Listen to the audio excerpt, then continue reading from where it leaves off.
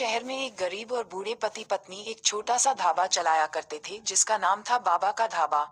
ये ढाबा उन ढाबों की तरह चला करता था जिसमें गुजारे लायक पैसा जुड़ जाया करते थे। बूढ़े होने की वजह से ये दोनों अपना गुजर बसर आराम आराम से कर रहे थे। अचानक एक गंभीर बीमारी के चलते पूरे दिल्ली या भारत में कर्फ्यू लगा गया ताकि इस बीमारी पर काबू किया जा सके। लेकिन इस कर्फ्यू का बुरा असर उन लोगों पर हुआ जो अपना गुजारा बड़ी मुश्किल से कर पाते, जिनमें से एक ये बाबा का ढाबा चलाने वाले बूढ़े दंपति थे। कुछ दिन बाद अचानक कर्फ्यू में थोड़ी ढील बरती गई या कुछ देर तक दुकान खोलने का ऑर्डर सरकार की तरफ से आया। बाबा का ढाबा भी खुल गया, लेकिन ये ढाबा अब पहले की तरह अपना गुजर बसर भी नहीं कर पा रहा था।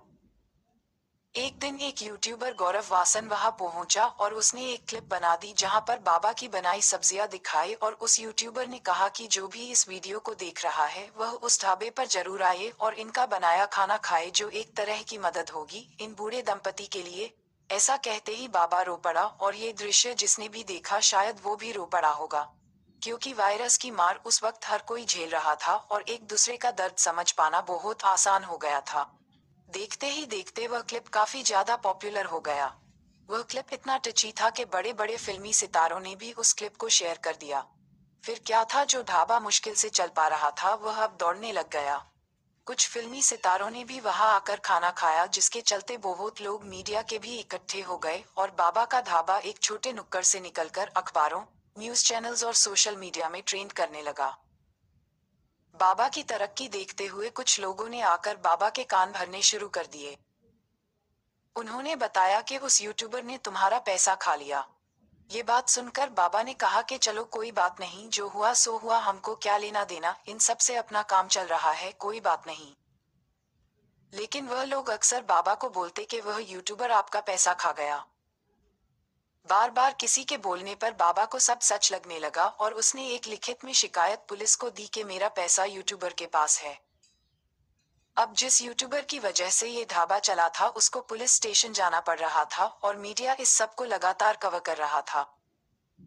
अपना चैनल चलाने के चक्कर में बहुत अनजान लोग उस ढाबे पर जाने लग गए और बाबा से तमीज और बदतमीजी से बात करने लग गए। उम्र ज्यादा होने पर बाबा कभी कभी चिढ़ने लग गया और जो भी लोग उसको परेशान करते तो उसके जवाब में उनसे बदतमीजी करनी शुरू कर दी। वो स्मार्ट लोग उस क्लिप को उठाकर सोशल मीडिया पर रोटेट करते और देखते ही देखते बाबा का ढाबा अच्छी और बुरी दोनों तरह की सुर्खियां बटोरने लग गया। कुछ नए लोग बाबा के साथ जुड़े जो पहले कहीं भी नजर नहीं आते थे, लेकिन बाबा की पॉपुलैरिटी के चलते अब वह बाबा के साथ खड़े थे। उन्होंने बाबा से कहकर नया ढाबा खोला जो कि पुराने ढाबे से कहीं गुना बड़ा था। लेकिन शोहरत के भूखे नए लोग वहां भी जाकर कुछ न कुछ कंट्रोवर्सी का इंतजार करते और कई बार बिना मतलब की लड़ाई खुद बना लेते ताकि वह अपने यूट्यूब चैनल पर इसको डालकर व्यूज ले सके। लेकिन कोई भी ये नहीं सोच रहा था कि वह आदमी अपनी उम्र के आखिरी पड़ाव में है। उसकी मानसिक क्षमता को समझना तो दूर, लोगों ने उसको तंग करना शुरू कर दिया। कुछ दिन बाद बाबा के पैसे खत्म हो गए और नया ढाबा चल नहीं पाया, क्योंकि वहां कस्टमर से ज्यादा क्लिप्स लेने वालों का रश लगा रहता था। बाबा अपने पुराने ढाबे पर वापस आ गया और ये सब एक नई खबर बन गई। देखिए, बाबा का नया ढाबा पिट गया, लोगों से पैसे खाना पड़ा महंगा, बाबा के बर्तन बिक गए, बाबा को फ्री का पैसा नहीं बचा और भी न जाने क्या क्या। कोई भी बाबा को उसके हाल पर छोड़ना नहीं चाहता था, क्योंकि जिसके पास न्यूज नहीं होती वह बाबा के पास चला जाता और न्यूज का इंतजार करता या खुद क्रिएट कर लेता। ये सब अब बर्दाश्त करना मुश्किल हो गया था। हर रोज किसी न किसी को जवाब देते देते वह बूढ़ा आदमी अब थक गया था। कुछ दिन बाद वही पहला यूट्यूबर गौरव वसन उसी जगह पर बाबा से मिलने गया जहां पर उसने बाबा की पहली क्लिप बनाई थी। बाबा खुशी के मारे रो पड़ा और गौरव के पैरों को हाथ लगाकर बोला, अगर ये बच्चा ना होता तो मैं आज यहाँ ना होता। गौरव ने कहा कि अगर बाबा ना होता तो आज मैं भी इतना फेमस नहीं होता। ये सब एक अच्छे अंत पर खत्म हो गया।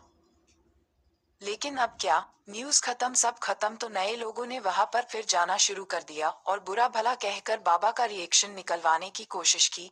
इतना सब होने के बाद बाबा ये सब मानसिक रूप से संभल नहीं पाया और एक दिन उसने नींद की गोलियां खा ली और अपने आप को मारने की कोशिश की। बाबा अस्पताल में भर्ती हो गया जहां उसको डॉक्टर्स ने बचा लिया। बाबा तो अब खतरे से बाहर है, लेकिन हमारे हिसाब से खतरा उन लोगों से हमेशा बना रहेगा जो जानबूझकर बिना किसी चीज की परवाह किए उस बुरे आदमी से कुछ भी बुरा भला कह देते हैं। बात यहाँ बाबा कांता प्रसाद की नहीं है, बात मानसिकता की है। हम सबको अपने फायदे के लिए किसी का भी नुकसान नहीं करना चाहिए, भले ही वह नुकसान शारीरिक हो या मानसिक। इस कहानी को ज्यादा से ज्यादा शेयर करें और ऐसी बुरी मानसिकता को रखने वाले लोगों तक जरूर पहुंचाए। धन्यवाद।